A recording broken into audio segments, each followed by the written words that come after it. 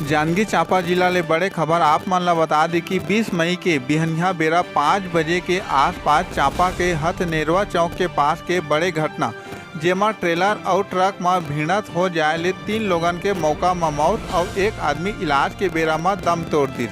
दोनों गाड़ी चलैया के मौका में मौत। दोनों गाड़ी में 4 आदमी रहीन सवार। एक आदमी के इलाज जारी है। फिलहाल चांपा पुलिस जांच में जुट चुके हैं। सीजी पंचायत न्यूज ले सुधावार ले कैमरा पर्सन राम कुमार बंधर के खास रिपोर्ट।